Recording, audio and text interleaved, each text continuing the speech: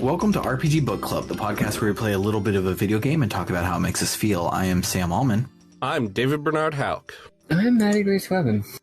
And I am Anthony Lerma. And today we'll be playing part 8 of Suikoden 2, discussing everything up until we tell Shu that we are ready to go and finish the game. So before we get to all of that, my identity was stolen this week. Can I tell you guys all about it? Oh my god, that sucks. Tell us all about it. Yeah, so as you guys are aware, I am an IT professional, and as an IT professional, I have to tell people to be extra vigilant for phishing attacks. And yet, but this one was a really, really good one, and it fooled me, who is a professional, so I want to share it on the podcast so that you guys can watch out for it. So my card info had gotten skimmed. I don't know if it was at a gas station or if it was a website got hacked. I'm not sure how. I've had this card for a couple of years now, so it could be literally anything. So my card information got skimmed, and I got a text that was like, did you approve a purchase of $405 in Louisville, Kentucky? And I said, no. And I responded to it. Then I got a call from my bank's, the caller ID showed my bank's customer service number. So I answered it, and they're like, "Hey, I'm calling on behalf of Ally Bank. He said that there was a fraud charge. Let's verify your account, get it figured out." And so I, of course, was freaking out because someone in Kentucky had skimmed my card information and tried to buy $400 worth of crap with it. So we're going through, and I verify my information, and I answer all of my secret questions and all of these things. And then the guy's like, okay, we're going to do a test of your new alerts for the system. So you're going to see a test alert come through on your phone. Just go ahead and respond yes to it. So he sends it to me, and it's like, did you just buy something for $500 in Colorado? And I was like, yes. But then all the alarms started blaring in my brain, and I'm like, wait, you called me, and I just gave you all of my verification information. I didn't call you. I did not initiate this contact at all. So I tell the person, I'm like, hey, so that quote-unquote test charge, it's not real. It just showed up on my account. It's like, no, go ahead and log out. I'll tell you when to log back in. It's just a test. We're going to reverse it, blah, blah, blah, blah, blah. And he puts me on hold. So while I'm on hold, I open up a support chat. I'm like, hey, did fraud call me today? And they're like, no, they did not. So I looked closer at everything that had happened, and the original text that was like, hey, you got a charge from Kentucky was from a full 10-digit number, but the one that I responded yes to was from a robot number. So what had happened is the bad guys spoofed their phone number to be the number on the back of my card that says, if you have problems, call Ally, so that it would be their customer support number. They spoofed their number to call me to get all of their information so that if they try to buy online, they have all of the information to do it. And they have enough information to add it to their Apple Pay so that then they can make a big purchase in Colorado. And then when it flags it for fraud, while I'm on the phone, they make me say it's not fraud so that they can make their big purchase in Colorado. Really sneaky. Really fucking sneaky. Well, and that's especially sneaky because you said that the tip-off was that they called you, not vice versa. But even that, I'm surprised that was a tip-off for you. It wouldn't have been for me, because I know that whenever I make like a card, whenever I personally make a non-fraudulent purchase on my Wells Fargo card, that nonetheless they think is fraudulent because I went on a plane to another state, they do call me. So here's I didn't think it was weird that they called me, because they have called me before when I tried to import some Doctor Who stuff from Britain. They're like, hey, you're not English. Are you sure that you're buying things from a shop in England? And I'm like, yes, absolutely. Also, Doctor Who fucking sucks. Are you sure you want to you sure you want to do this stuff? But so we thought you had good taste. Why are you buying Doctor Who stuff? And you're like, oh, you got the wrong guy. yeah, taste is not something that I got at all. But, when I was on the chat through the app with support, so I know I was connected with actual support and not just somebody who had called me, I put a block on all of my cards in the app, and because of that, when they tried to add it to their Apple Pay or Samsung Pay or whatever, all it showed was mobile wallet. It was like, are you trying to turn on your mobile wallet for $0? And I hit no immediately, like not even a second later. The card services number, not the ally support number, calls me, and it's a robot, not a person on the end of the line. And the robot is like, hey, blah blah blah blah. Since you've voted no, do you want to be connected with a card services person to get this card replaced? And then you say yes, and then they did not ask me any verification number because they called me. And they called all my stuff on file. And worst fucking case, if I'm not getting access to anything, I'm turning something off. So if from their perspective, if they turn off my card for someone who's not me, I will just call them and be like, hey, why is my card turned off? And like they're shipping it to me, and all, like there's like no reason to get all of my verification information. So absolutely. That's obviously ridiculous. Yeah. So that's the big thing. If you ever get a fraud call and they are asking you your verification information, accidentally hang up on them, quote unquote, then call support yourself and handle all of that, and still probably get new card information and change all of your passwords and everything. So yeah. That sucks. Well, I'm glad it all worked out. I'm glad you caught it. Glad you didn't actually get owned. It hasn't actually worked out yet. So because I hit yes, they did get that purchase, so I'm disputing it, but disputes take 10 days. My rent comes out on the 1st and the 15th because I opted for the smaller payments. So it comes out on the 1st and the 15th, and because they took $800 of my dollars, I did not have rent. So I'm getting that taken care of, and that sucks, but it will eventually all work out. Yeah, I mean, that is a clear, like, oh yeah, we even though you literally did say yes to this and mess it up, like, obviously we will reverse this because that's well within the boundaries of what counts as the kind of shit that they'll reverse. Yeah. And like, I made other purchases in person in Wisconsin that day. So there's no way 10 minutes before. So there's no way I made it to Boulder, Colorado in 10 minutes to get an ATM from a Walgreens. It's not possible. Yeah. So yeah, that really sucked. What was really good, though, is me and Summer have been watching Business Proposal on Netflix. It's a K-drama. It's one of the best television shows I've ever seen, and I highly recommend it if you are into like shoujo, slice of life, K-drama-y stuff. Nice. Big recommend. It's hilarious.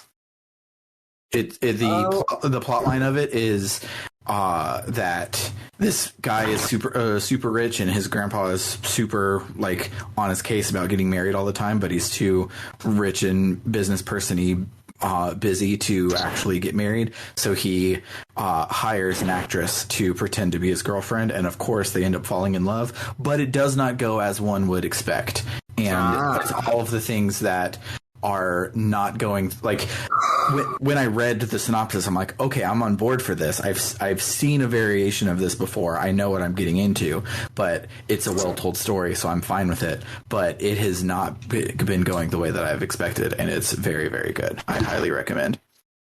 And then we're only 6 episodes in, and you get 2 a week. So what's been going on with me this week is, honestly, again, one of those weeks where I'm like, oh man, crazy week. And then you ask me why, and I'm like, the only really particular thing is that, well, first of all, God damn it, seriously? That's really annoying. I thought I would check on something before complaining about it to see if I had an update, and no, I don't.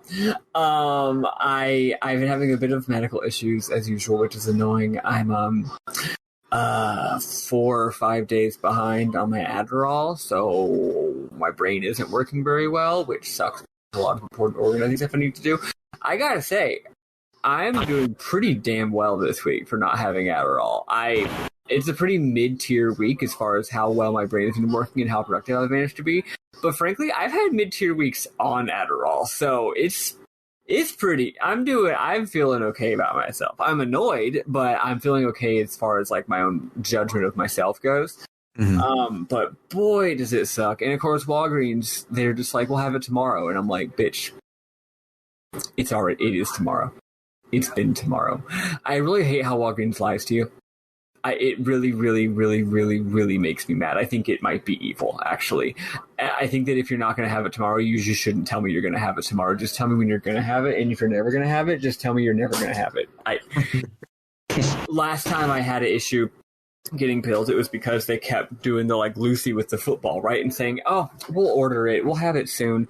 And then I call them soon, and then they're like, oh, it must have been a mistake, now we'll order it. And eventually I realized that their supplier was completely out of stock and had been for months, and they had no idea when they would stop being out of stock. And I'm just like, you could have just told me that. You could have just told me that. Of course, I know why they don't tell you, because if they tell me that, I'm going to go somewhere else to get my medicine. But they should have told me that, because I was without my hormones for like a month, and it was really bad for my body and brain. Anyway, now this is happening again. But the problem is it's happening with Adderall, and I've never had a problem getting Adderall before.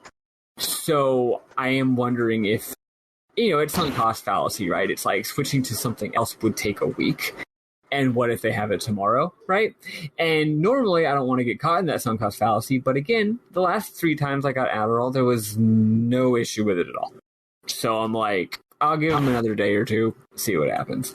The other thing is that I finally did manage to, by not going through Walgreens, and also giving myself plenty of time to deal with the problem before it became a problem.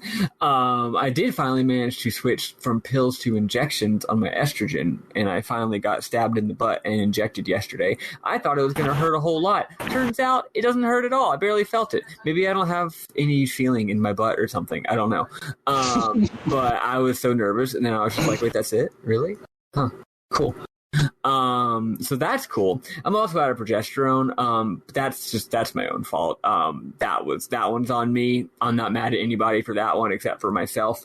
So the point is, though, because of being off of 2 of my pills, I'm feeling weird. It sucks.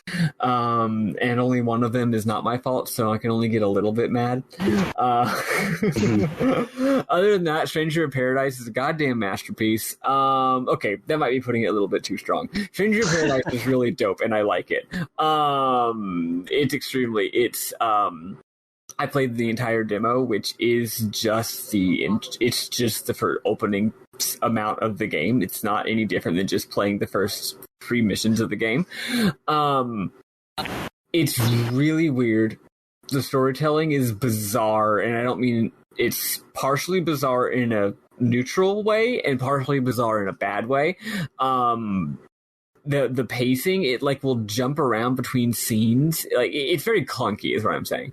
But once it establishes itself, it's got a really interesting narrative, actually. It's got a very interesting plot that is very intriguing. I will spoil it because this quote-unquote twist happens at the end of the literal first level. You go to kill Chaos, and you find out that Chaos isn't real. He's just a metaphor for like the evil that men do. And the villain, and then your hero Jack is like, no, I need to kill Chaos, though.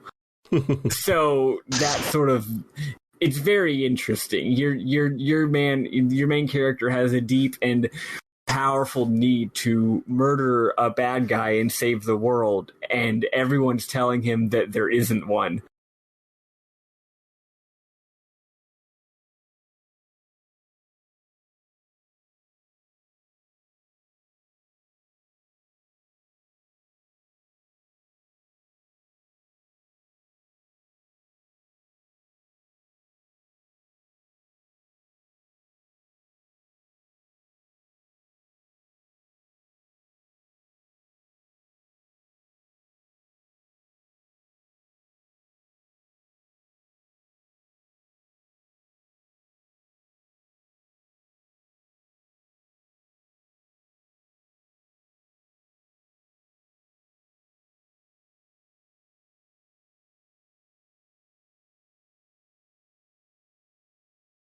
like this game. If you played Nioh and liked Nioh, you will definitely like this game because they're very similar.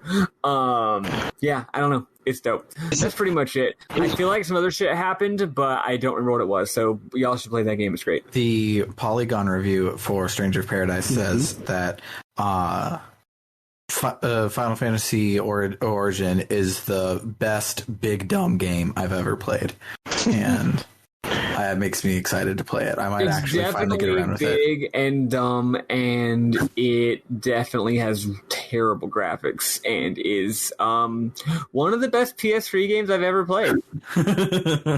It feels extremely like a PlayStation 3 game. Yeah. In every way. It feels like a mid-tier PlayStation 3 game. I've only played a little, but... So whenever I'm playing an action game, I'm always going to put it on performance mode because... Honestly, I don't care. I'm not going to count the pixels and bitch because it's 720p instead of 1080p. Okay, like seriously, who gives a fuck? But I do want that silky smooth frame rate for the sake of it being an action game. If it's not an action game, I don't care. I'll put it on graphics mode. However, in this game, if you put it on frame rate on action mode, performance mode, man, I don't know what that resolution is, but it's not a lot, and it's to the point where it's like difficult to see things. It's like Dragon Quest 11 on Switch level, like blurry ass graphics.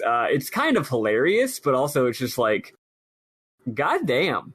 I might honestly but if I get the full game, like I might honestly switch it back to graphics mode and just deal with some slowdown because it's that bad. Jeez. Yeah. Like, it definitely looks a lot less good than Final Fantasy 13 2, which is a literal PlayStation 3 game. Anyway, that's it for me. What about you, Anthony? So this week I was watching my friend's dog, no longer doing it. Thank God. Owning two dogs and being one person is a very difficult thing. Sounds tough. And now having back to single dog life, I'm really loving my choice. But yeah, so most of these weekend, I'm trying to think. Went to Santa Barbara, did a little bit of, went to restaurants, sort of the beach out there. It's very nice for a little day trip. And then really, I'm trying to, like Maddy, I feel like I did stuff, but I just am at a loss for what I did. Things are picking up in sort of this next few weeks. I have something to do every week, which is kind of crazy, to be honest.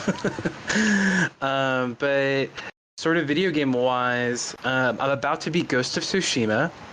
I know I'm late to the game, but I'm playing the director's cut.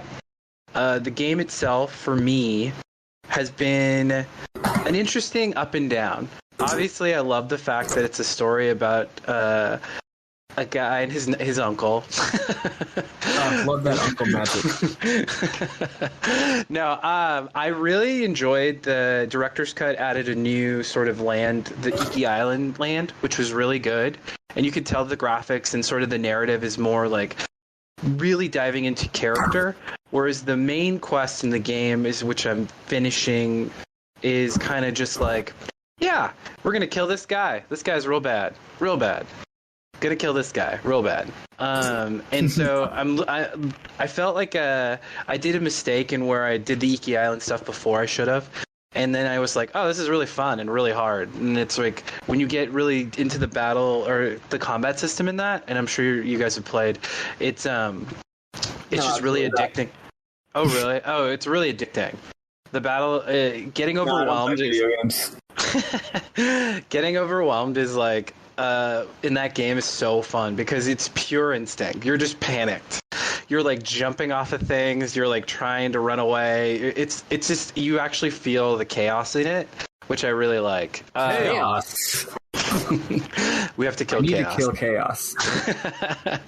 But I'm excited to beat it. I could see what's people's favorite game for a long while. And then after this, I'm gonna probably be Ghost of Tsushima first, then Suikoden, and then I'm video game free. So maybe I'll jump into Strangers. But I don't know. I read the Polygon review as well, and it sounds really interesting. I don't know. Yeah, I was maybe going to have my first Souls-like be Bloodborne because I have it, but maybe I'll let it be this one because apparently there's a save point outside of every boss room, and I'm a little babby. I'm a little shitty babby. You can. There's also a save point outside of every boss room in Elden Ring. Oh, nice. Having this game be your first Souls-like, it's a little funny because this game is definitely much more than Nioh, far enough away from being a Souls-like that it basically isn't. For example, me and my girlfriend have talked about this. Something that's really cool about video games nowadays, and I mean that not sarcastically at all, I think this is awesome. You see this with music too. When a genre of music first appears, everyone is like, this is the genre, this is the new hot genre, you know? Especially if it's like a micro genre thing, like it's like electronic music, like when Vaporwave first appeared. Vaporwave, when it first appeared, it just meant music that for a little bit it just meant music that sounds like Echo Jams by the guy that made Echo Jams, who's a very famous electronic artist whose name is I'm blanking on for some reason like an idiot.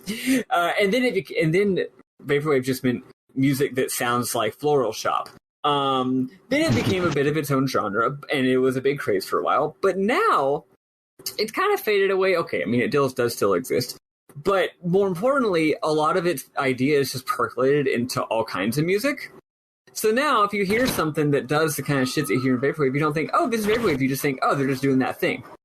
And I feel like we're post-Souls enough where, like, you don't have to be making a Souls game to have attacks that require significant commits or to have save points that also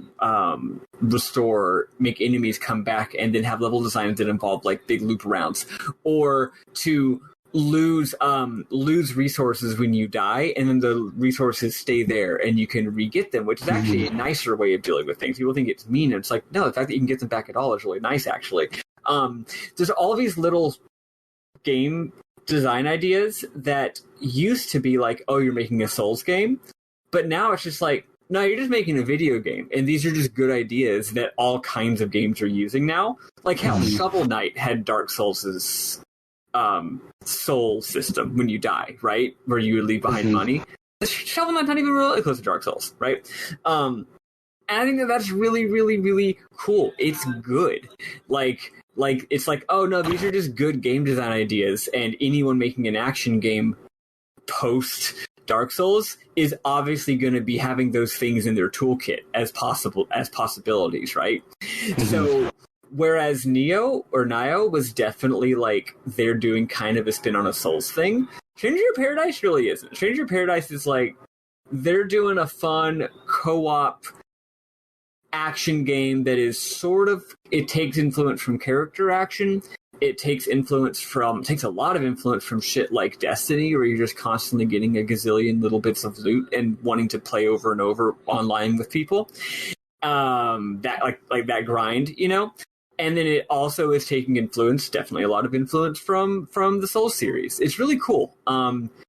However, it is a stupendously complex game, and I still say if anyone wants to get into the Souls series, you should just play Dark Souls the first, because it's definitely the easiest one to get into and is a lot less hard than, for example, Demon Souls. Elden Ring is the easiest to get into and a lot more difficult than, for I've example, heard everyone say Dark that, Souls. actually, which I just didn't think about it because I haven't played that game yet. Mm-hmm. Yeah, Elden Ring still hasn't had that bit of hype to win me over, but I've heard that it's phenomenal. The fact that everyone is saying it is by far Chrome's best game and also maybe the greatest game of all time enough hype for you? Oddly enough, no. But Polygon saying that Final Fantasy was big and dumb and they loved it was, I'm a complicated man. I need the perfect amount of... One more thing about Stranger of Paradise to make it even weirder. They're already doing a lot of weird stuff. That they're toying with FF1. They're toying with Legacy of the series in a weird way. One more thing. The second dungeon in the game, narratively, it's just a place in the game. It's just an actual place in Final Fantasy I's narrative that exists. Then you get there and you're like, these graphics are the exact same as a specific raid from FF14. That's weird. And when you die, it's like you're playing that raid from FF14. And then when you die, one of those, like, you know how they'll do like lore in the load screens? The lore is like, yeah, the builders of this cave of this cave system modeled it after a place from Dimension 14. And I'm like, Interesting. uh-oh. That's weird. Mm-hmm. And yes, the next area was modeled after something from Dimension 2. So now I'm just like, fuck, what the fuck is going on here? Oh, jeez. Sam, if you need Elden Ring to be big and dumb, there is a boss named Radon who is an absolute giant. He's enormous, but he learned gravity magic so that he can ride his favorite tiny horse.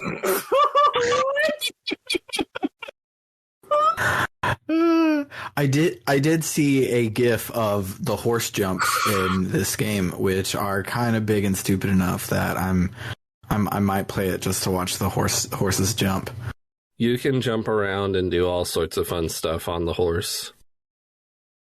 Yeah, they really innovated, because one thing that sickos like me love about Dark Souls is that there's not a jump button, but there is a way to jump via running and then hitting the run button to do a really weird kind of leap that's very hard to execute and aim properly, and the game gets a lot out of doing very, very janky, unintuitive platform sequences using this. Anyway, Elden Ring is like, yeah, but what about if you had a horse, and you could do horse jank platforming? I'm looking at the photo Bernard shared. I just don't know what I'm looking at. It's hard to see the horse even. I gotta look at this. I gotta see this. Oh my god. It's really good. Like, I love it. But it's just Incredible. Okay, maybe it's big and dumb enough for me to play it. Iconic. I'll probably grab it on a sale whenever it's on sale, because I have a lot of games to play. Yeah, to be clear, I'm not going to be purchasing Stranger of Paradise because I'm having continuous money troubles. I got to pay $1,000 tomorrow to fix my car. But there is, if I'm going to buy a single video game with my very, very limited money, it's going to be Kirby in the Forgotten World, which comes out in like a week. Yeah, I had to pick between Stranger of Paradise and Kirby for my game lock on GameFly, and I picked Kirby. Yeah, it's going to be Kirby. Sorry to change your paradise. I like the demo, though. What about you, Bernard? How was your week? Fine, let's go. Cool. Things that are totally fine. Go on, sorry. I was going to say, speaking of things that are totally fine, that end with us telling Shu, let's go. Let's talk about Suikoden 2 for the week.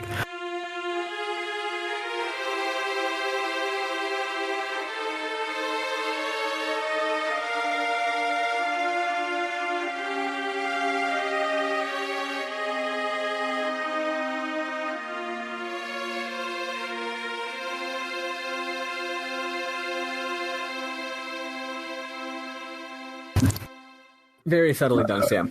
Thank you. Yeah, I gotta say, earlier I was complaining about how we have a whole lot this week. It's not really that much. I don't know why I thought it was so much.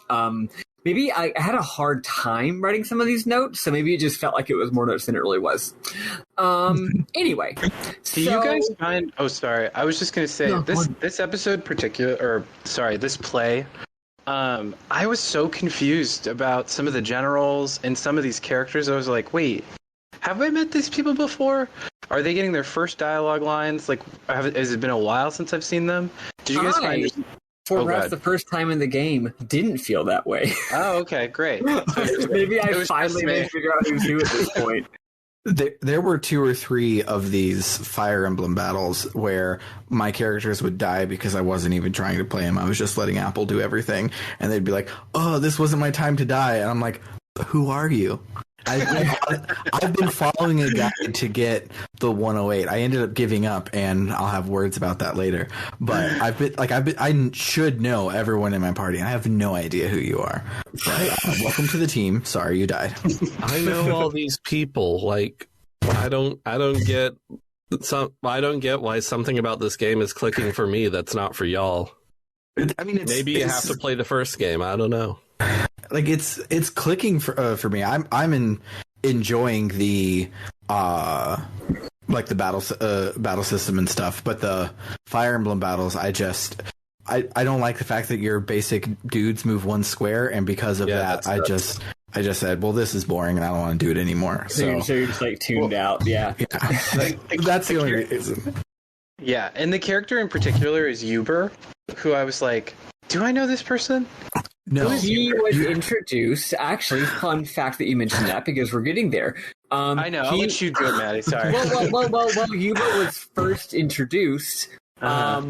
Like literally in like the second dialogue box, the literal last dialogue box last week. Exactly. So no, you don't know him. He was just a guy that was mentioned literally in. If I look at my notes and I scroll up 1 paragraph, that's Huber's first mention. Huber is just a random dude who likes to fight with bad guys. He was in the first game as just a random dude who likes to fight with bad guys.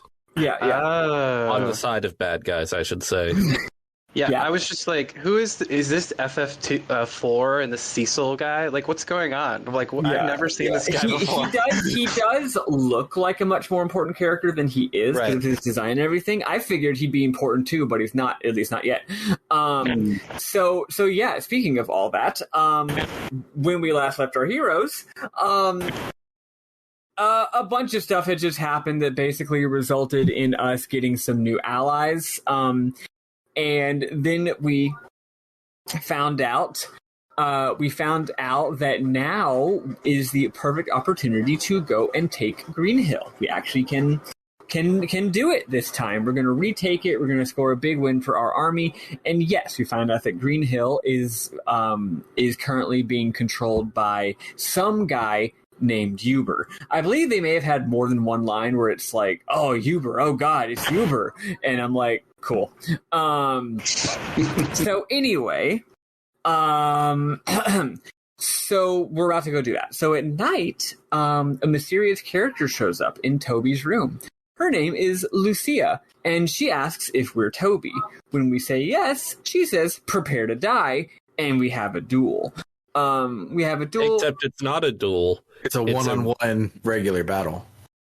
Oh yeah, you're right. Well, whatever. It's a battle. I just wrote the word duel because it was 1-on-1. But you're right. That's a different battle system. It's a fight. Also, she attacks with a whip, and I feel like if you're going to assassinate someone, a whip is a bad choice. Yeah, don't use that. Well, maybe she was gonna assassinate us with like poison while we're sleeping, and then we woke up, and she's like, "Ah, fuck! I wasn't prepared to actually fight someone. I guess I have a whip." But anyway, we fight her, and we win. And then she's on the ground like, you beat me, and others rush in like, WTF. And she says if only she could kill Toby, the war would be over. We have a choice to let her go or put her in the slammer. At this point, I've been trying to play quote-unquote in character, even though you can make a case for either way.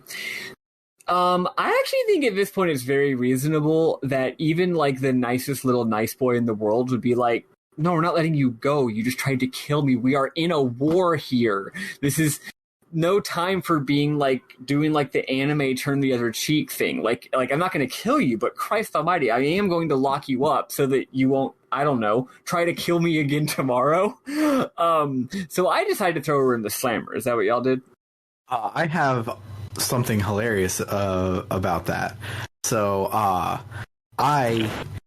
for the first time, I did the anime, and I was like, "You can leave." So then later, when she comes back to try to kill you again, my game soft locks, And so I'm playing on emulator, so I can.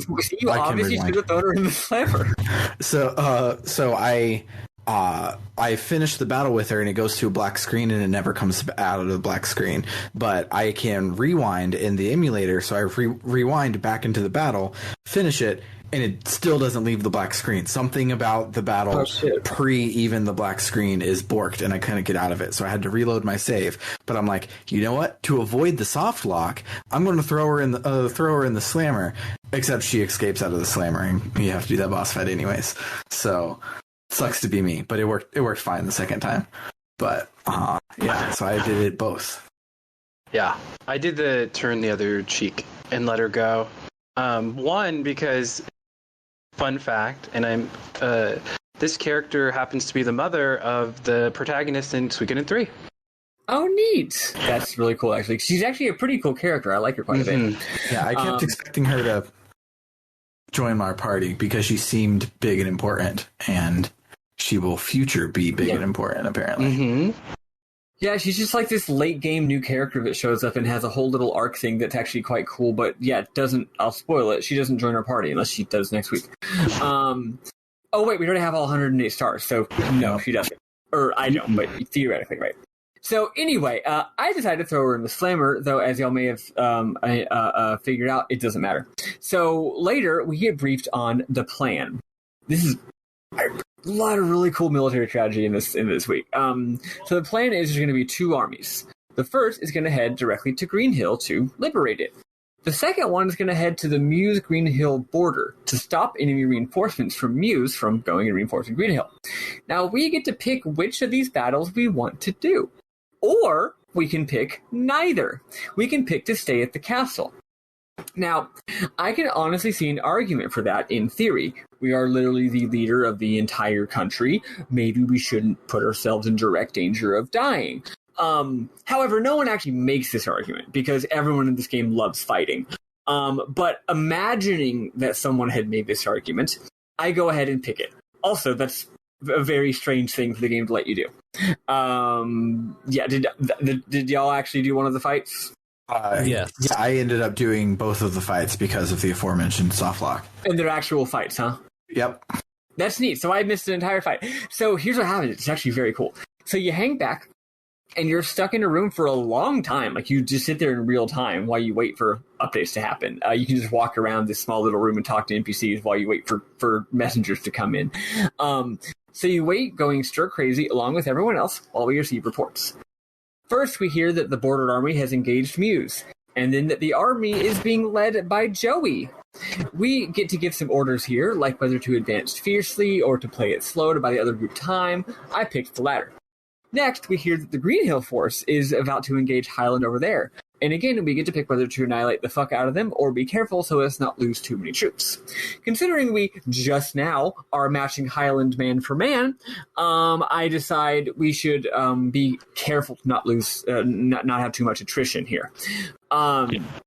We get a number of more decisions like this that I won't go through. And we also find out that the Green Hill army is being led by Lucia? Okay. I guess she escaped in between the previous scene and this one. That was silly. There was a throwaway line of the, like, after you fade to black, after you throw her in the slammer and you come into the main war room, Victor is like that snake. She escaped in the middle of the night or something. Yeah, the guy mentioned that. I must have been mashing A or something.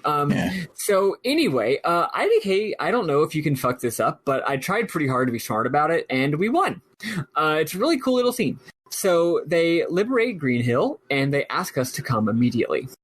When we get to Green Hill, it turns out that things are not quite so peachy as we thought. Kiba says that though the army did withdraw, the city's gate remains shut, and the walls are very sturdy. We don't really have time for an extended siege because the enemy would probably regroup and probably surround us, and it probably would not be good. So we then remember that there's a secret passage into the city that we used earlier in the game. In fact, Teresa tells us that there are many such passages from olden times. She gives a little bit of lore here, and I didn't write it down. So we gotta sneak in and open the gate. I'm gonna give the game a little bit of a point here. Point for finding a way to do the whole trope of, yeah, this is a game about giant armies of tens of thousands of people clashing, but finding some way for the player to actually be useful. Makes perfect sense. No complaints here. We go through a little dungy, as I wrote here, featuring the hilarious balloon status effect, and encounter Lucia. We fight her again, noting that she seems particularly pissed at Teresa. After defeating her, we ask what's her deal, and she explains her deal. She's from Karaya, who have often been at war with Greenhill, in her view, being the aggressors. Then, one day, at a peace council, or what was supposed to be a peace council, Teresa's dad, aka the mayor of Greenhill, and Goruda, the mayor of Matilda, poisoned her dad to death. So Teresa's shocked to hear this and is like, yeah, I understand why you're mad. After the war's over, she says that she will seriously investigate this and will make things right with Lucia's people. She also is like, look, Toby isn't like these jerks that we've come before who just love war and are assholes, and encourages Lucia to watch how we do things and decide for herself what to believe. She doesn't believe this for a second, but she acknowledges that we did just defeat her, and there's really not anything she can do at this point. So she just says, well, what am I going to do to stop you? So we enter Greenhill from the back, which means we're at the university. It's completely empty, as far as I can tell, except for 2 students. The first student saves our game, and the second student says that we could, quote, use a rest, and then gives us a little smooch, which is funny. Toby has a little, like, embarrassed, flushed face when that happens. If I'm reading this price correctly. So we then go into Greenhill proper. We, as usual, have a couple battles with random soldiers that are completely pointless because we always win these battles in like 2 turns. That hasn't changed. And then some really good music starts playing, and a dark, heavily armored figure materializes in front of us. It's Hubert. He tells us to go fuck ourselves, and then he calls forth a monster. And he's like, oh, I call you forth, the master of darkness, the prince of evilness, or whatever. And I'm like, again, it's just like, he's got to know he's a bad guy, right? You know, given the way he dresses and what Bernard says about how he shows up in other games and he always fights for the bad guys, maybe, unlike everyone else in this game who has some sort of pretense at a complex motivation, he does just like being bad. And he's like, oh, 2 people are fighting? Which ones are the bad guys? Anyway, he summons a bone dragon, and it's really big. Did y'all have any trouble with this one? It was hard. Mm-hmm. Yeah, I had the most trouble with me. I could not keep him alive. Yeah, I had the most trouble with that one of the week, but I did not have nearly as much trouble with any of them this week as I did the fucking rock dude last week. God, that's the tough one. Yeah, this guy took me 2 tries. One of those battles where he hits really hard, and it feels like it's sort of a long sludge of a battle, but if you just go all out, he doesn't really have as much health as you think he does. Mm-hmm. So I just played it really aggressive, which is honestly generally the move in this game. Honestly, it is be very aggressive, but I had to rejigger my characters a little bit and do some shenanigans. But yeah, there you go. I've found in the bosses now, you need to do magic pretty much 90% of the time. I mean, hits are great, but it's most effective if you're rune magic and blocking and like protective magic at the same time. Just all magic. If you don't have dudes with attack over like 250, you should just be using magic. Yep. Thankfully, I have 3 of those, so my front line is doing all attacks and my back line is doing all magic. I feel like I'm following the rules that Final Fantasy IV is instilled in me of front row and back row. So anyway, we beat Hubert and he yoinks away, so we don't get to beat him. And the army withdraws, and everyone in the town is like, yay! But then we get an urgent message to return to our castle. Unyay. It turns out the reason that this whole operation went so smooth was because literally the majority, over 50%, of Highland's army was actually off doing something completely different, aka capturing Matilda. Fuck. Joey but we're like, but Joey, their main leader, took part in the Muse fight. Yeah, that was to sell it to us, basically. The only person who they managed to take 2/3 of Highland's army, led by only a single guy, Leon, with only one general, and they managed to take Matilda. Also, apparently, Gerudo immediately caved because, as we saw before, he's a coward and a snake and a fink. Oh, I decided we should bring back the word fink. It's a good one. So, on the other hand, this does mean that Muse is now pretty much defenseless. Obviously, the army will be returning, but they'll be super tired and probably under-provisioned, etc., from their journey and battles, which is perfect timing. Apple says, Apple says, Toby, Joey, let's attack Muse immediately, which made me go, huh? I don't know what that line's supposed to say, but it obviously ain't that. Did y'all notice that? I did not notice that. I didn't notice that, no. It happens pretty fast, but I actually went, wait, what? And then I went and watched a Let's Play to rewind back to it. Yeah, I don't know, whatever. So Toby and Joey decided to go attack Muse. Oh yeah, Joey's good now. No. Just to be clear, for anyone I make confused with my dumb jokes, that's a joke. So we decide that Toby will lead the army, with Hauser as general, with Apple and Klaus as strategists. Shu and Kiba will stay behind to protect the castle. As we get ready to go, Shu tells Apple to remember that, quote, every lie contains truth, and every truth contains a lie. We're actually going to attack from the direction of Green Hill, so we warp back there to prepare, but it'll take a while. So Nanami asks us to walk around with her. She didn't really get to explore this place last time, ignoring, of course, the fact that I came here early in the game out of sequence, but I guess she wasn't there for that. Or she was spaced out. Anyway, oh shit, as we're walking through the town, we see Lucia at Nanami's, she runs off, but Nanami says, chase her, so we chase her. We chase her into the forest, and she leads us right to Joey. Heck. So we got another dramatic scene with Joey. Joey says he's asking this as our friend. Please step down as commander of the state army and run away. He doesn't want to fight us. Nanami, astutely, is like, how about you just step down as commander of Highland, you dork? And he's like, ... I can't do that. Which is super lame. So then Joey raises his hand in the air, and we also raise our hand in the air, and our runes glow. Joey's sword and Toby's shield. Joey says ever since we got these runes, we've been destined to fight each other, but he still wants to believe we both gained something from this experience. He's going to bring a new order to this land. He leaves. So, as we've said before, we then do a big fight to take Muse. Let's see. Cool. We're only fighting against, we're fighting against Lucia and her Kanaya army, though Joey and Colgan are also there with forces, but like behind her. After a bit of fighting, Colgan tells Joey, quote, preparations are complete. We're not sure what for, of course. But Joey says, first Lucia's army needs to retreat to safety. But Colgan's like, no, we gotta go now. You can't save a small force at the expense of a larger victory. Joey's like, okay, yeah, you're right. So they all retreat, leaving Lucia all alone with her small force.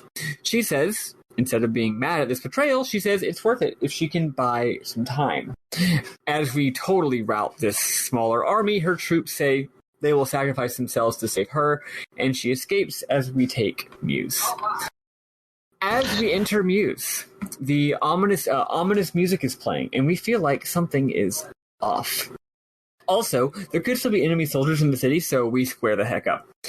But no one's around. We enter the castle, and a giant fucking golden wolf boss happens. Yeah, just chilling in the castle. So you know how this game will just throw dungeons at us because it's an RPG and you got to have dungeons. Sometimes it throws big monster bosses at you because you have monster bosses. At least this one's got an important plot reason to exist, though it is a little weird. If we just fought it and beat it, it would just be a random boss. But actually, we fight it to no avail, and we run away. It chases us all the way out of the city. Fuck. I guess there are lots of others. Yes. Yeah. Oh, yeah. Good point. I should have mentioned. There's a whole bunch of them. Why have an army guard a city when you can just have a bunch of giant wolves? So Luke tells us that the name of the monster that the monster is because of the quote beast rune. Oh, I actually wrote beat rune. That's funny. Quote, yes, I heard it was passed down from High Priest Sasarai to the Blight clan. Remember Luca Blight? When Highland divided from the Holy Kingdom of Harmonia. They've become servants, slaves to that rune. Basically, remember earlier when a gazillion Mew citizens all got sacrificed to some giant weird thing in the sky and it was fucked up? Apparently that was to summon this giant fucking beast. All these beasts, rather, with the beast rune. We can't beat it, but we could destroy the rune, which doesn't seem to be here anymore. So, suddenly, it turns out that the Highland army is attacking from the north and east. Another part I liked a lot. We're like, well, they're attacking from the north and the east. Let's escape to the west. But Apple, presumably because we had some good intel, recognizes that the good scouts. Apple recognizes that the attacking army is very small. So, therefore, escaping to the west is probably an ambush. Like, these little armies are just there to make us run into an ambush. So, instead, we're going to spear directly north into the enemy army, break through them, and escape that way. Smart idea, Apple. It works. There's not even a cutscene or a battle. They just say, let's do it. And then we do. And now we're at the castle. I feel like the game is just skipping a little bit. Like at the end, it's like, oh fuck, we gotta finish this kind of thing. Y'all complain when there are military battles. Y'all complain when there aren't military battles. I'm not complaining here. Oh, no. I'm saying plot-wise, it makes sense to have a military battle because they're prepping you, right? Yeah. Well, that's even the thing. Maybe they decided that they didn't want to have any more battles because there were too many of them, but also narratively, this has to happen as far as like the military, like the like moves and counter moves of like the strategy of the game's plot. So they're like, well, this has to happen, but we don't actually want to make the player fight, so they did it. So back at the castle, we're like, well, fuck, like. It's kind of been a bunch of ado about nothing, kind of. Like, not nothing. We've accomplished things, but it's been difficult. You know, it hasn't just been as smooth as we wanted to. So basically, our army and the Highland army are pretty much just staring at each other across the lake, waiting for the other side to make the first move. However, we do have a few advantages. First of all, even though they did technically secure an alliance with Matilda, it's not so secure that they can't just that they don't still have to leave a relatively large force there to stabilize things, garrisoning the place. Otherwise, they might turn traitor. So they're stuck doing that. So if we have another distraction, we could split the army even further. Shu asks Kiba to take a force to Victor's old fort from way back in the beginning of the game. If you recall, that's far to the east, right on Highland's doorstep. Now, this is obviously a decoy, but it's a decoy Joey will pretty much have to respond to, otherwise we would straight up invade Highland unopposed. Imagine if we invaded Highland. That'd be crazy. Kiba says he's been so inspired by Toby's leadership and has seen that the forces of good can work miracles if they try hard and believe in themselves, blah, blah, blah, blah. So, instead of taking a significant chunk of our army, Kiba says, I think I can accomplish this task with only my former Highland soldiers. Shu says Godspeed, and Kiba exits. Shu now addresses Toby. He says, this is the final moment. Both armies are reaching their limit, and the decisive battle has to be now. He gives us a choice to either stay the course or take, quote, the path of kings. We take the path of kings. Is there even a choice here, or is it just automatically in the dialogue. I don't remember. It says we'll fight or I can't not yet, and the Let's Play doesn't even say what happens if you pick no, so I'm guessing maybe it's a but thou must. But Gotcha. Yeah, I couldn't even remember. I was too role playing gamed at the time. Yeah, I thought maybe the picking I can't was like a, I gotta go prepare some, which would make sense. Like most of the time in this game, they give you a chance to go explore and recruit and do your equipment before saying yes. But it wasn't presented that way. It wasn't presented as, are you ready to go or not? It was presented as, do you want to do this or not do this? So yeah, I didn't pick it either. Anyway, so everyone assembles. Now that Joey has taken Matilda, the Highland Army is about 55k to our 25k. But Shu has a prediction. He predicts that Joey will send a much larger force to stop Kiba than Kiba's own force, which will bring it down to 30k versus 20k. That's right, we're sending 5,000 people over to do a distraction, and we're predicting that they're going to send 5 times that many, 25,000 people, the size of our entire army, to stop them. I think that seems a little ridiculous, but I will spoil it. He's right. So, Shu says that this will be our final, this is going to be a brutal battle, and if anyone wants to leave, there will be no punishment. But all of our characters give their inspirational line saying they'll fight to the end, and then we get to make a dialogue choice, except the only choice is to say, everyone, lend me your strength, which I found very cute. I also see in the walkthrough that if you have all 108 stars here, Leknot appears and gives you a super badass spell. Nice. Bernard, you did that, right? Yes. Nice. So you got a super badass spell? Yes. Love that. Did you use it? Is it good? It heals up to 2,000 HP for all party members, which is overkill. Yeah, it's a lot of HP. Humphrey has the highest HP in the game, and right now he has 700 for me. Cool. That's Love ridiculous. So we turn in for the night, and we wake the next morning to see Kiba off, which is always bad news when there's a specific cutscene to see someone off on their solo thing that they're going to go do, right? It's not good.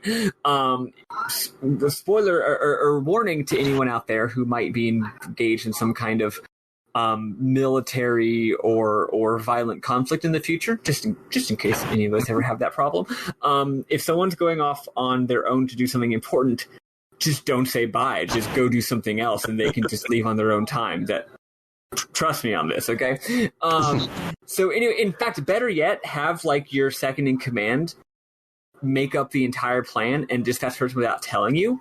That way, instead of them dying tragically, they'll surprise you by showing up and doing the thing that you didn't even know they were doing, right?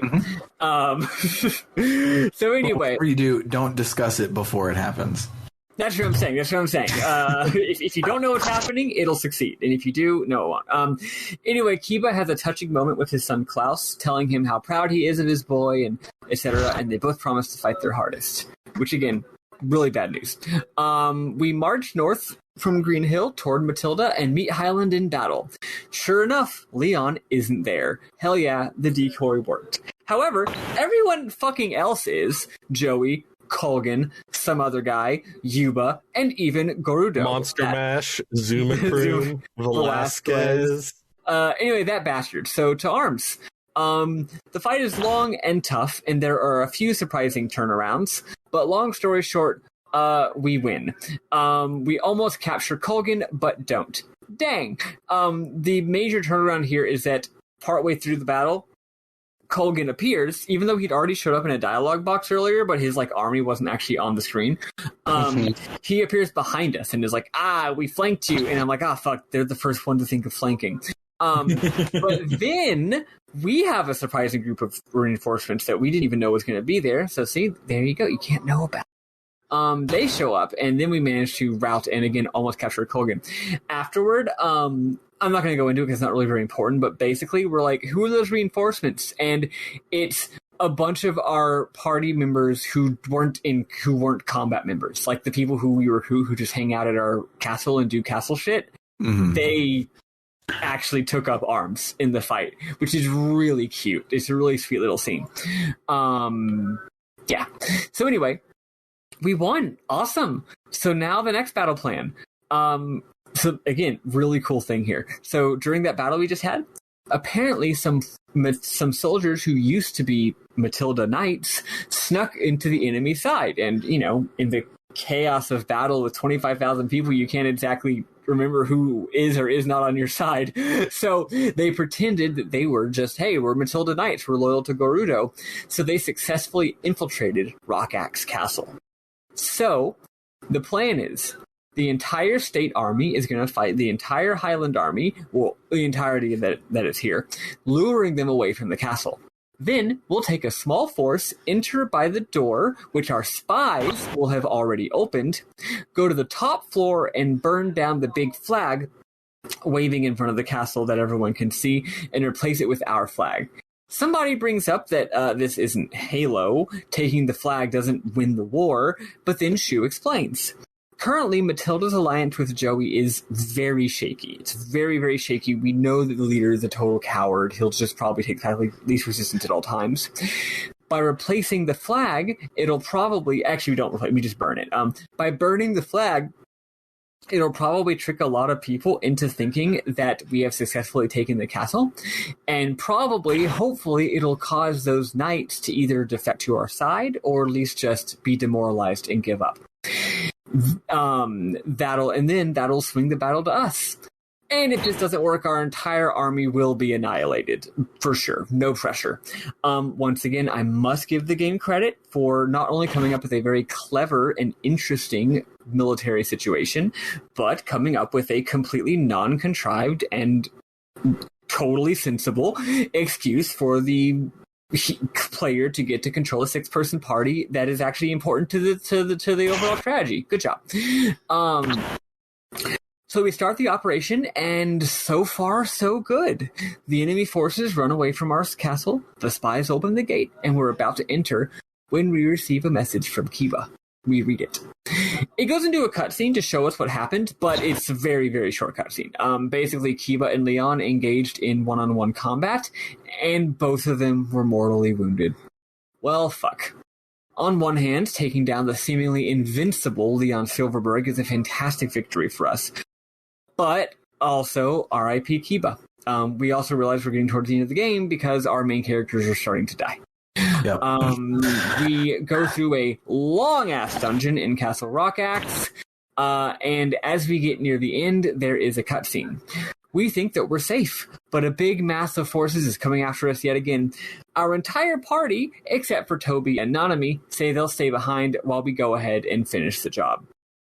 So just the two of us go, and we enter a very, very dramatic room, which does like the Chrono Trigger side view thing that we all love so much. And as we cross the room from left to right, who do we see on the right side of the screen? That's right, we see Joey. Here we get to a very critical scene in the game.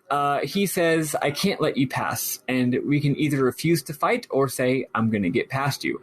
I choose the latter one in this case, which immediately makes me feel very bad because Nanami begs us to stop fighting and says, what the hell? Why do we have to fight? Joey says it must be fate. We have people, I got people, or he's like, look, Toby, you got people counting on you, relying on you to save them and protect your country. I also have people counting on me, relying on me to protect my country. Nanami says, that's a load of shit. Genkaku didn't believe in that destiny crap, and neither does she. Neither does Nanami. Joey finally kind of says his motivation.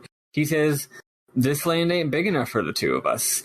He says that, remember that day when all the mayors of the city-states met in the second episode of this season? And when they met, even though this country, the city-state of United City-States of Joustin, even though it was ostensibly formed to have a cooperation between all these different cities and have one unified government, it's still full of this constant internal strife and bickering and mistrust, which really just proves that different states can never really get along.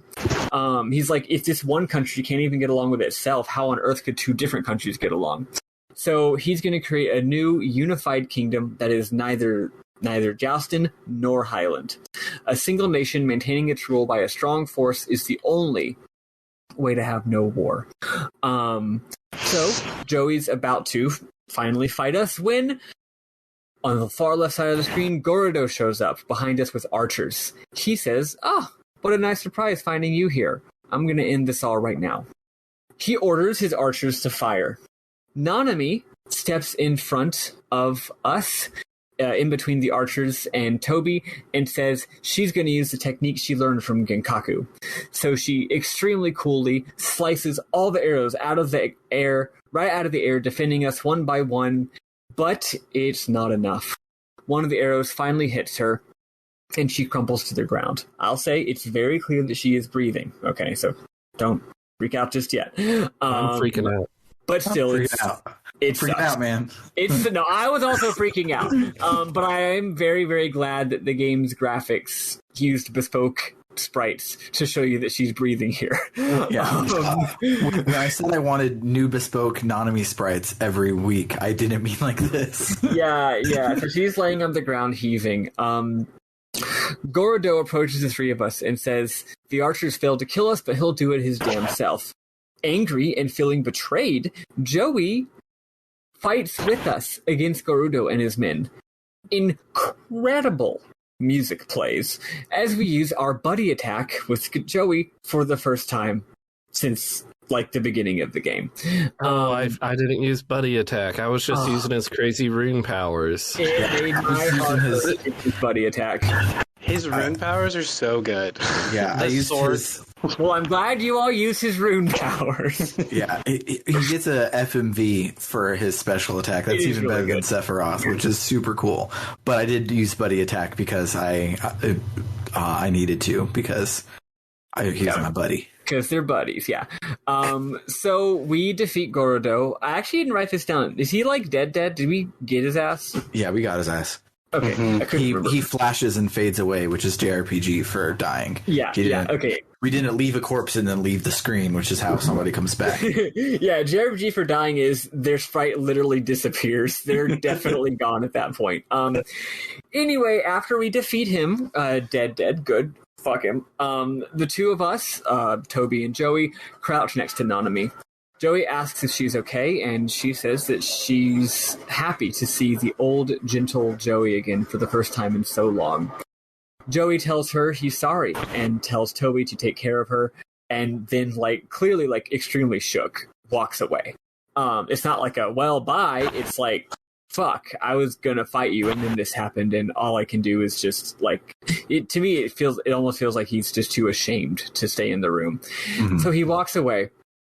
Then Nanami tells us that she's going to be okay, but personally I did not find it very convincing. And then she says that she's happy.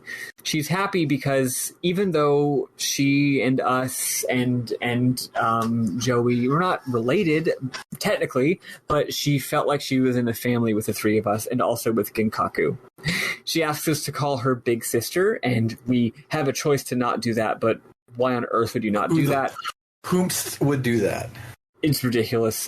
So we call her big sister, and I'm assuming she probably smiles, and then she loses consciousness. So, I was obviously emotionally distraught here, but I also was very, very glad that she died as your big sister, because we just made it through Trails in the Sky, and falling in love with your big sister that's not technically your big sister is a big trope, and I'm tired of it, and I'm glad that Nanami was just your sister at the end of the game. So, shouts out to Suikoden 2 for doing what apparently The Flash and Trails in the Sky couldn't do. Good job. Anyway, she does not die. She loses consciousness, though her sprite does stop moving, and we all... Okay. Well, so Toby's sprite, his eyes get really big as she stops breathing. She's not breathing. So it just indicates that she is dead, and it's not until the other characters come that we know what's going really on. So Shu bursts in with some men and says, holy shit, get a doctor. So... whatever happened, he does say get a doctor. He takes her away, and we complete our mission. We go, we burn the flag, and it has the exact effect that was intended. The Matilda soldiers put down their weapons. But then, something really shitty happens. Joey, not for strategic reasons, but clearly just shaken by the preceding events. And this all happens in an army battle cutscene. Instead of Joey allowing us to land the final blow, he quickly manages to pull out his entire army, leaving us victorious, but not really in the way we wanted.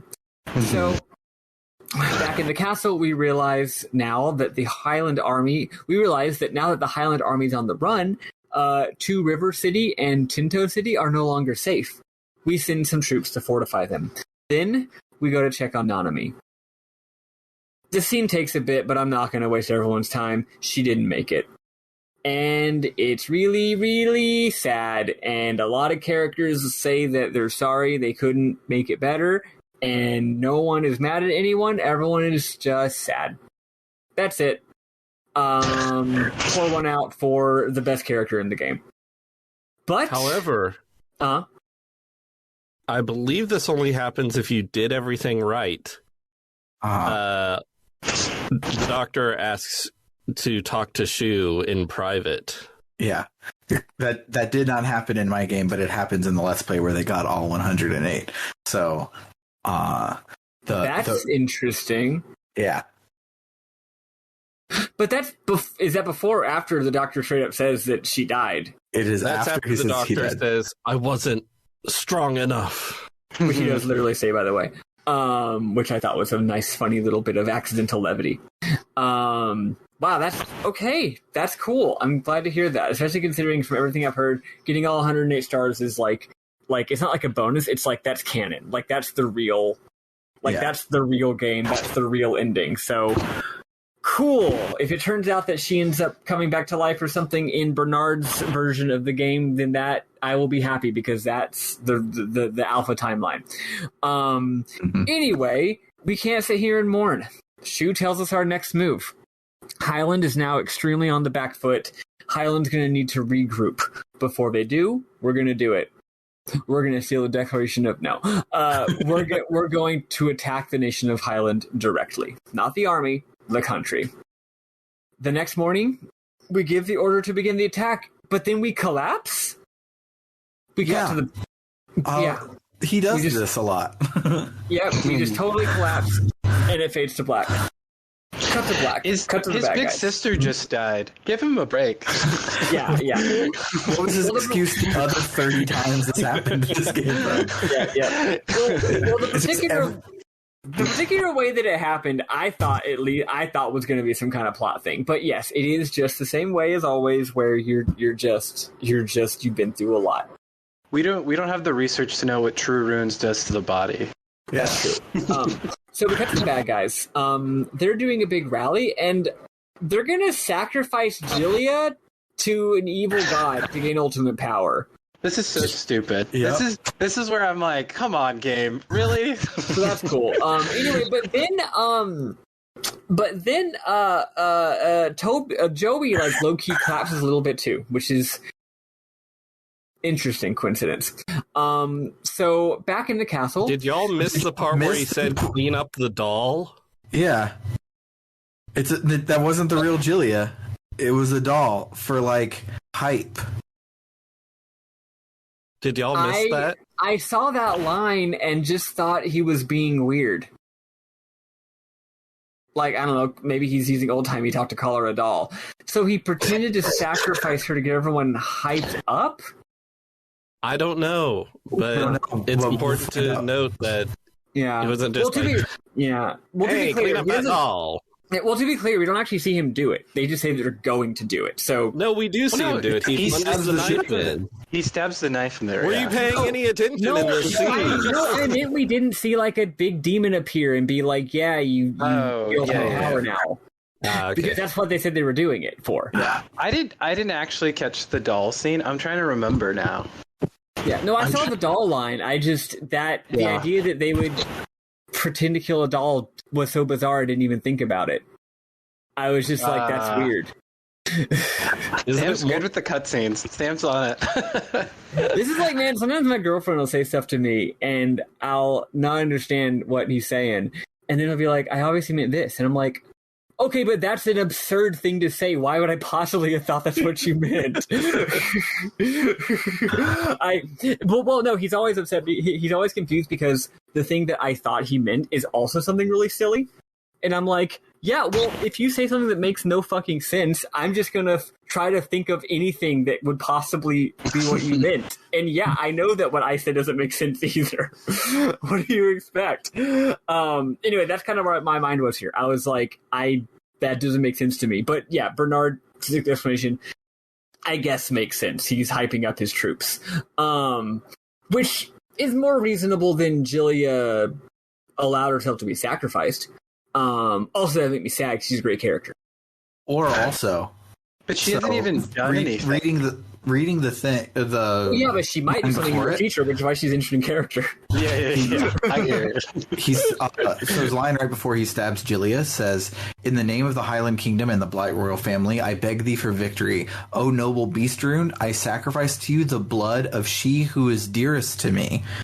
So maybe Nanami already died, so he doesn't have to kill Jillia.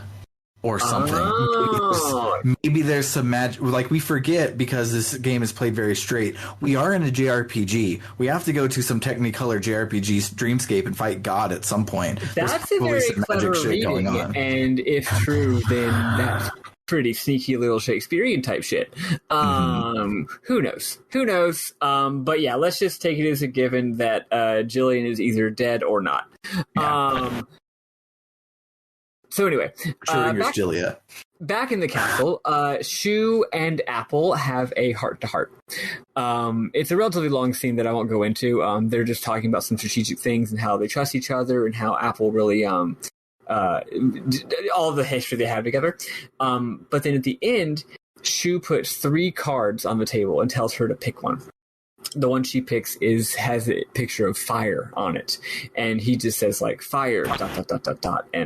and walks off. She's like, huh. So the next day we do the attack, and the army is being led by Leon. Wait, we're doing the attack? I didn't do the attack. I didn't do the because he says he got the Rio says we're off to Ratatouille, and I said we are not doing that. We're telling him no and saving right there. That makes sense. That was my first thought. I went back and overthought your own messages, Sam, because you said we stop before we enter Ratatouille. Technically, we're fighting outside Ratatouille. And after I'll just spoil it, after a bunch of stuff happens, we then literally walk into the city, and that's the final dungeon. But, okay, never mind. Then this is where we stop for the week. Which is a real shame, because the next scene's really fucking cool. Speaking of the name of this city, is there something linguistically going on here that I don't understand? Or are they just trying to do a French thing where they put an L apostrophe and then the name, but it doesn't start with a vowel? I would need to look up what the actual name of the city is, because to me it's just Ratatouille. It's L apostrophe Renouille. Yeah, Renouille.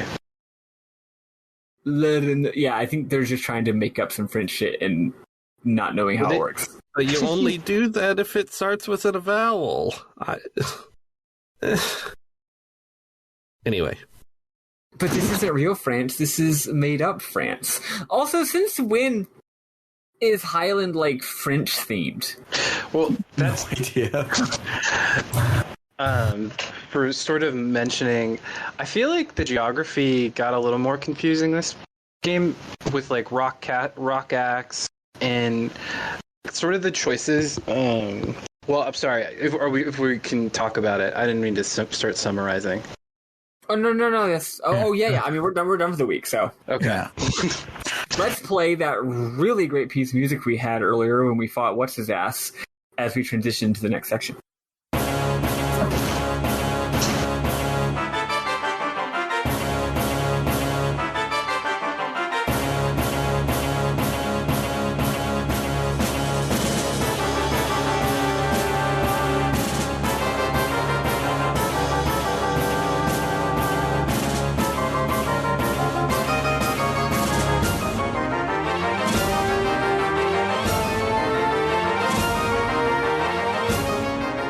Anthony, continue saying what you were about to say. Yeah. So sort of like, and then this is maybe where I missed the Uber thing or forgot. But why Green Hill, like why we did that, like what strategically was great, because we have Teresa, then it was like made sense sort of thing. And sort of going after Muse, some of the choices, as thought out as the game has been so far, I feel like a lot of the strategic military like occupations were just like, yeah, because it's a set piece.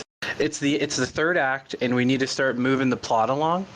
And sort of introducing even this new town, which I haven't been to, but I imagine it's in Highland, correct? I don't know. Okay. Yeah, it's the imperial capital of Rurunoye, which is what it is in the Japanese. So it's not. It could just be the localizers trying to make sense of the Japanese and make it not that. Whereas I thought like Rock Axe would be was the capital or the castle. No. That was Matilda. That we were just at the castle in Matilda. Oh, see, I must have forgotten Matilda, because I remember sort of the mission and the war, and then like Muse and like not letting it in. I guess I'm just forgetting because it's been too long. But yeah, some of it where it was just like, what? Why are we doing this? What's going on? But yeah, Nanami dying was not great, and I'm very upset. But I'm happy because Sam told me when I jumped on that there's an alternative ending, maybe the true ending, and I'm going to pretend the true ending's the true ending. Yes. Yeah. Normally, I don't know. Normally, I can be a little iffy when it comes to annoying cop-outs where you thought someone died and the game's like, no, we don't actually want to make you that sad because we're cowards. Look, they didn't die actually. But in this case, if Nanami comes back at the end, if you get all 108 stars, first of all, it's not just the reward. Reward makes it sound too crass. It's the logical extension of completing the whole game is that the one thing that you really wanted comes back to you, kind of. But also, just given the way that this game's story works, it even if you didn't get all 108 stars, even if it just happened at the end of the game, like, oh, it turns out some crazy shit happened and she's alive actually. Given just the whole arc of everything with Nanami's character, I'll totally buy it, and I think that would be great actually, which is something I almost never say in other arts that do similar things. It's actually even better than that. If y'all would like for me to spoil it now or spoil it next week. Next episode. Next episode. You're always so eager to spoil stuff for me. Why on earth would I want that spoiled? Yeah, so we'll let Bernard talk about it next week, but it's really cool. Now, if it's like a Persona 4 like you get a whole extra part of the game with an extra dungeon and shit to save her, that'd be even better. But don't you even say a single word, Sam. Single word. But one of my memorable moments is when Joey raises his hand to show the rune of why you guys can't fight. It's a full on middle finger with the thumb out. Like there is no. It does look like that, doesn't it? It I cannot read it as anything else. Like I can't even squint and see what they were going for. They're just flipping each other off. They're like, why can't you fight? And he's just like, It's hilarious. Also, Nanami's response is wah wah wah wah wah wah wah wah wah, which is I skipped over that because I thought it was weird and went against the mood of the scene. Absolutely. Sometimes unintentional humor because of weird translation choices is appropriate, and other times it totally distracts from the mood. So I skip it. One of the things I liked was Shu. We got to see his room multiple times. One where he talked to Kiba into doing the sacrificial lamb, and then the scene with Apple. There's a cat in the bottom that's very distracting, and I was just like, even though this dialogue is happening, I'm like, oh, look at that little orange cat. Was it always there? So cute. I guess he's a cat owner, and giving these little character pieces to their rooms, which I like. Yeah, I also liked that twice this week, we woke up in the middle of the night, not for any important cutscene, just a bunch of optional cutscenes. Like, the only reason we woke up at night was to leave the room, come right back in, and try and get assassinated.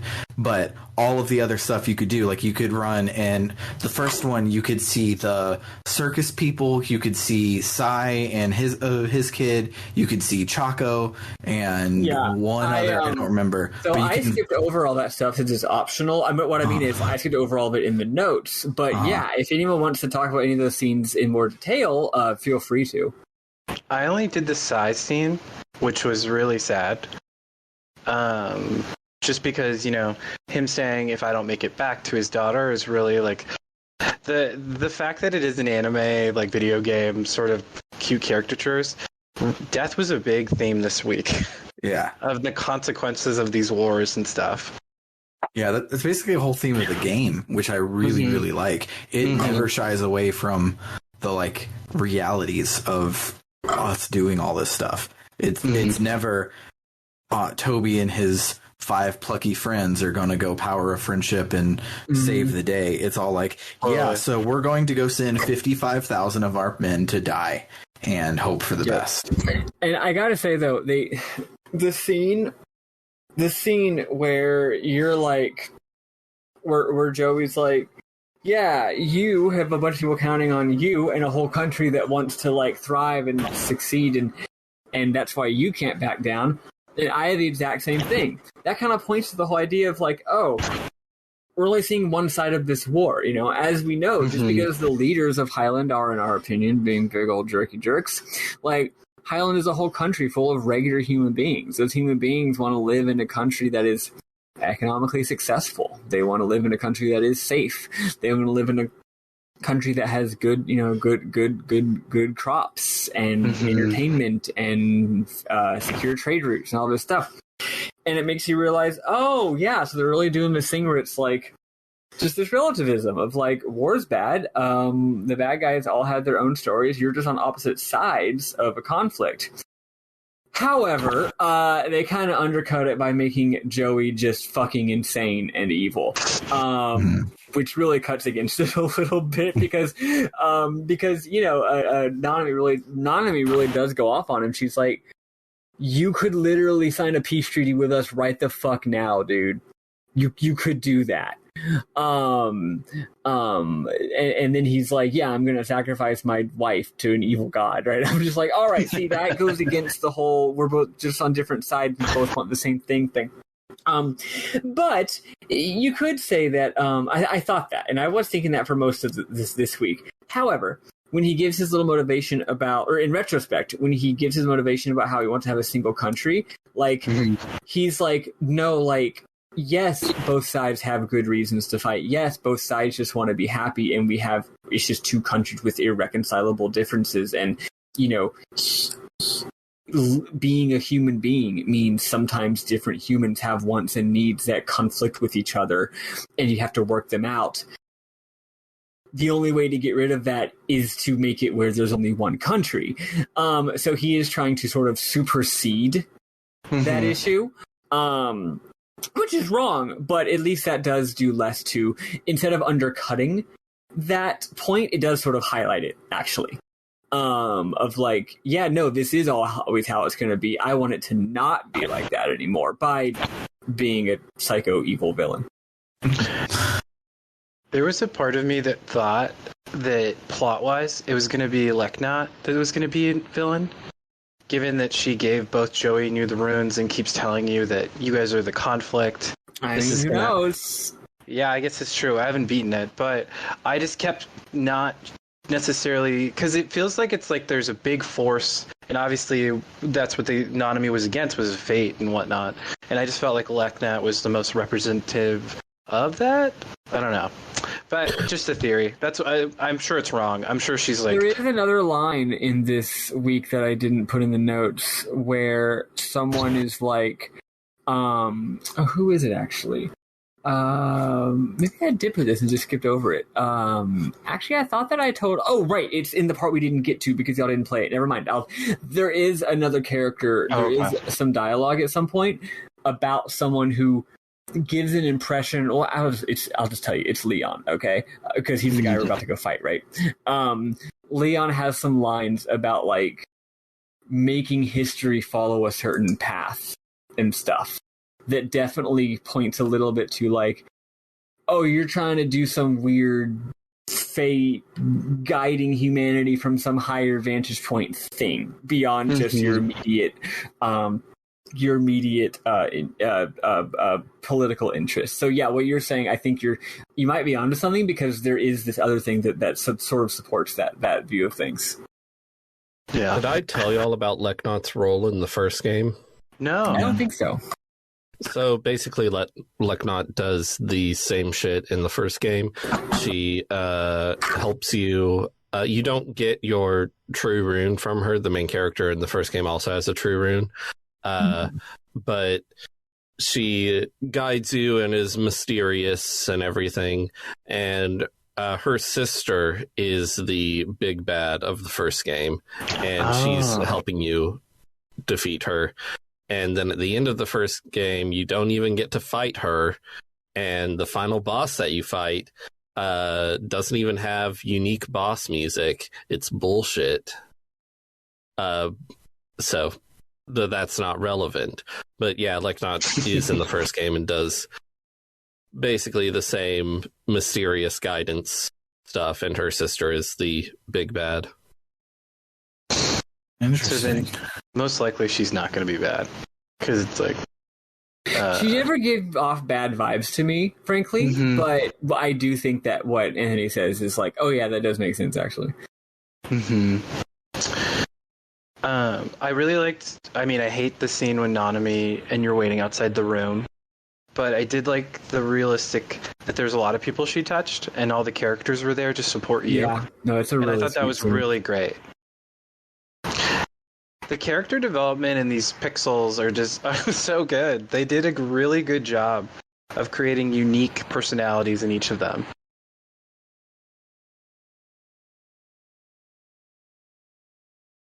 Totally. And also, although they suck because they're sad, the bespoke animations for the entire last Nanami scene are fan-fucking-tastic. This game continues to just do the thing.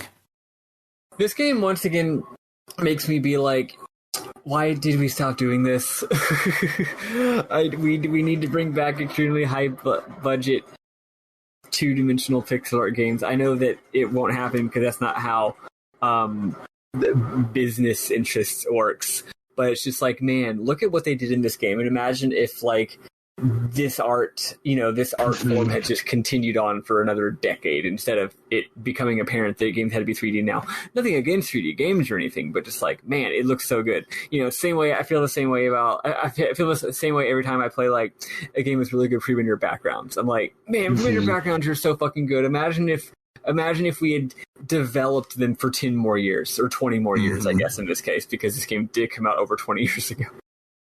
Yeah, and like nowadays, when you get a high budget, hand drawn sprite RPG game, whatever of any sort, it uses fucking Dragon Bone animation and it ruins it, and I hate the way that it looks. I hate it so bad. If only we just had like, oh, we're going to just hand draw and animate because it's quote unquote pixel art here, but that was the highest resolution they could do. So if you just continued at the highest resolution and you just did this now, it would be fantastic. Exactly.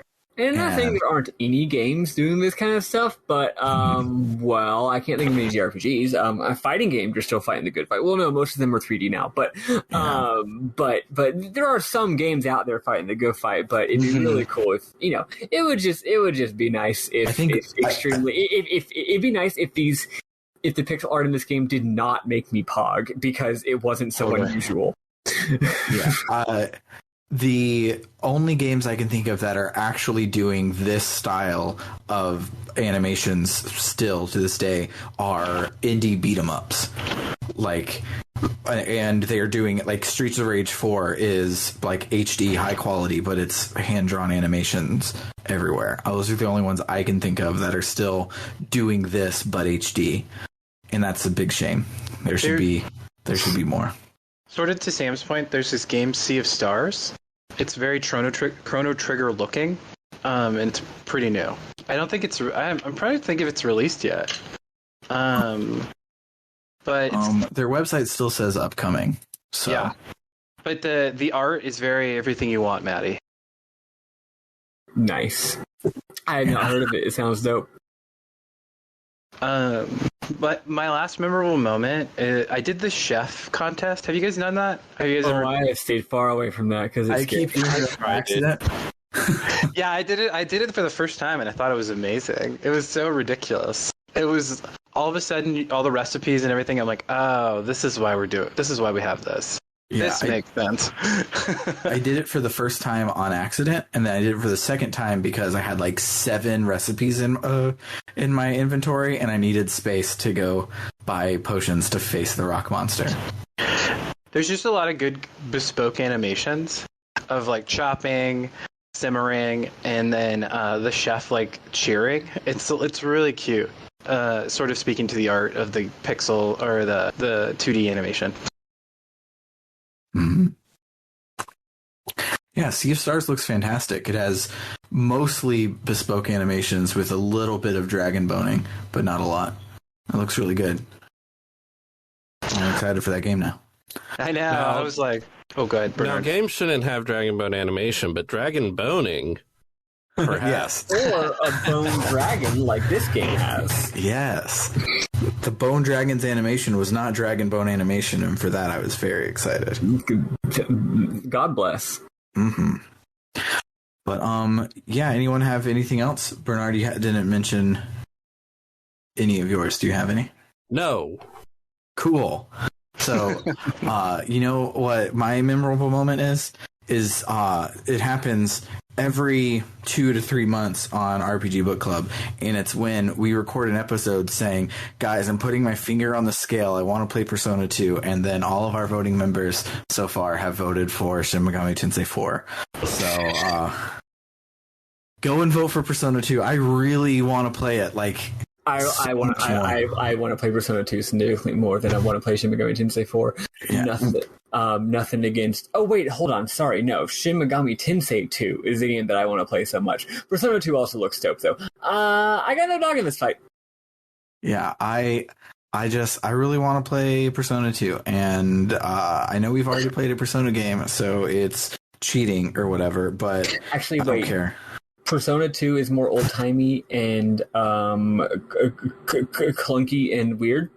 Yeah. So I'm gonna say that you should vote for that one as well. There you go. Yeah. So if you would like to vote, you can head on over to www.rpgbook.club and you can vote for either the Persona 2 duology or the Shin Megami Tensei 4 duology. That's right, we're playing both games for whichever one wins. We're going to be at this for a while, but it's okay. Now that Eli is gone, we can play two hard games back to back and just talk about the good parts and be super happy with it. To both parts of it? And Shin Megami Tensei 4, both parts of it. Oh, I forgot that there were 2 parts of that game as well. Yeah, this is our you got your long cast in my main pod. And so we're doing duologies as a halfway point between long cast and regular cast. Nice. Yeah, super excited for that. Oh, that's a fucking lot. God fucking damn it. Why are you doing this to me? Because right after it, we're doing a short cast and we're playing either Crusader of Sinti or Beyond Oasis. That's also good. Yeah. So Beyond Oasis looks dope. Yeah. So go and vote for which duology you want us to play and make sure that it's Persona 2. Thank you kindly. That's the one we want it to be. Of course, we are fair and suckers for money. So because you donate to make these polls, we will do whatever you want us to do. But it would be real cool to play also, Persona 2. SMT4 looks like it fucking rules. Like, I ain't gonna fucking complain that much, okay? Yeah, I'm going to be happy either way, but I'm like itching to play a Persona game, and I don't want to start Persona 5 Royal 2 weeks before we might be starting Persona 2. So I like Persona 2's graphics a lot. I really like their graphics. But go ahead. I was gonna say your main character has a purse, and when she walks, very like her purse moves, and it's always so funny to me.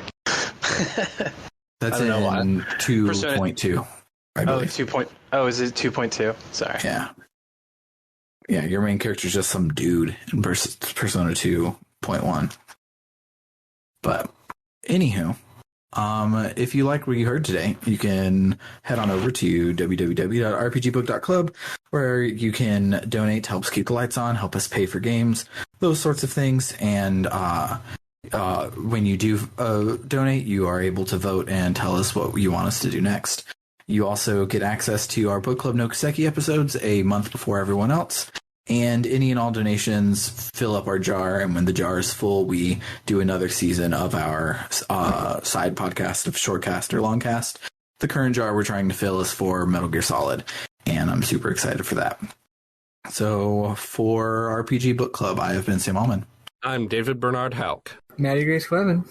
And I'm Anthony Lerma. Toodaloo, folks. Bye.